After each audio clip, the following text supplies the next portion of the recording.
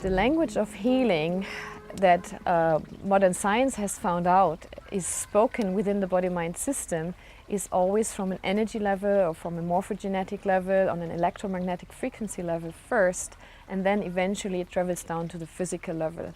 So it is very beneficial, obviously, if a healthcare approach like the BodyTalk system is already incorporating that consciousness, energy, and the body. In BodyTalk we have 3 key words: communication, synchronization, and balance. And so the most important is to get the body talking again. That's communication. And the outcome of that is that all the body areas, we can compare the body parts, organs, endocrines, body parts to instruments in a symphony orchestra. And each instrument can be finely tuned, it can be healthy, it can be perfect. But when all instruments come together, it could be that we just hear noise because the conductor of the whole orchestra, the innate wisdom, is not doing a proper job or cannot do a proper job because no one is listening. So with BodyTalk sessions, we're trying to optimize the balance that is experienced. However, we have to understand that the body-mind complex is always in a so-called dynamic equilibrium.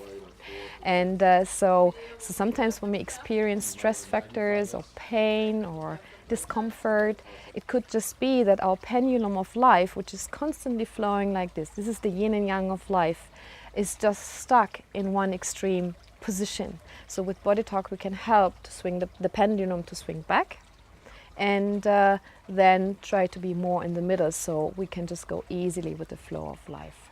And so that is very much helpful for our own personal well-being.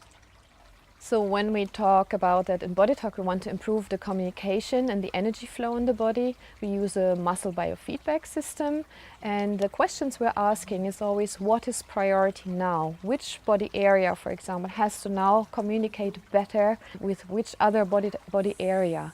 And out of this questioning and the priority asking, we're having an automatic sequence. And the sequence for healing and for self-healing is very, very important. And the innate wisdom of the client knows this the best. I cannot see that from the outside often. So when we're asking, it's a very tailor-made session.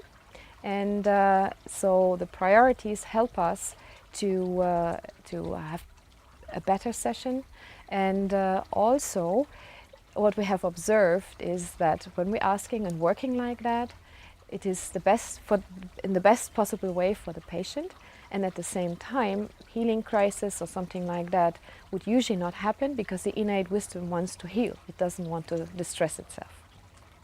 Once we have found all the priorities that need to communicate better, the different links, as we say in BodyTalk, we would take our hands and put them in the different body positions, and then the actual BodyTalk treatment is very simple. Basically, what we have to do is do a simple tapping technique and procedure on the skull and also on the sternum. The tapping on the skull is actually tapping on the brain. It's the main focus on the brain, and it's an ancient technique which is coming from the yoga perspective. And what has been found out is that basically the brain has to regulate all the processes in the body and wants to do that with the help of the innate wisdom. So tapping here, whilst we're highlighting the priorities, is actually increasing the brain activity and the self-regulating activity in the body. And then what needs to happen is all this information has to be stored via the heart center. So that's why we're tapping on the sternum, and the heart will then send the information to all the cells in the body.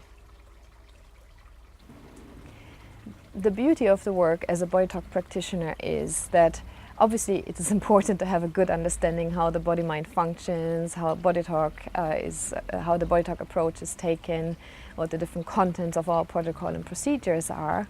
But at the same time, I have to be able to adapt to every single situation, to every single client.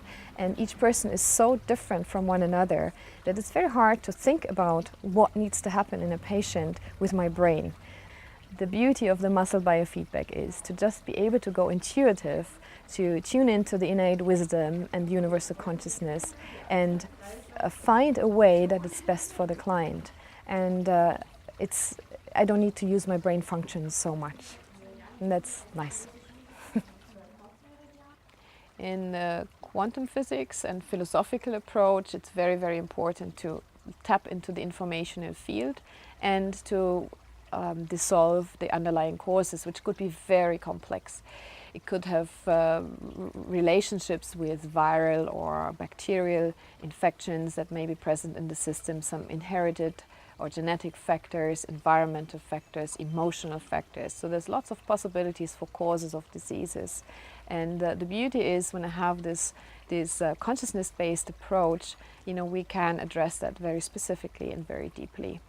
A lot of people who work also in the natural healthcare field don't have a holistic, it looks holistic because it's natural approach, but they also still use the Cartesian model because they go from the symptom and try to get rid of the symptom and forget about the causes. And that's an unfortunate scenario, which we hope you will understand how important it is to look at the causal factors. So in physics, or in modern quantum physics, it is always mentioned that matter is nothing or not as important as the information, as the energy field. We also would like to say information. So that is bringing form to something. So the energy is there and is guiding the physical matter into its shape, into its function, into its form.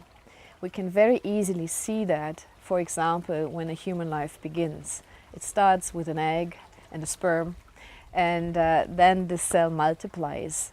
And in embryology, we very well know what is happening when, but the big question remains why, and how does the egg know what to do at which time level?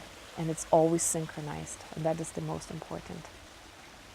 So with the kind of approach we're taking in the BodyTalk treatments is basically we want to reach healing, which means wholeness, which means we don't want to diagnose, we don't need to look for problems, we want to go directly to the cause of a problem. And the idea is healing can only happen when we have understood what the symptom was about, when we get an understanding of the information that is behind a symptom, the story. And we don't have to understand the story from a conscious perspective. It's enough if it's processed on our heart level.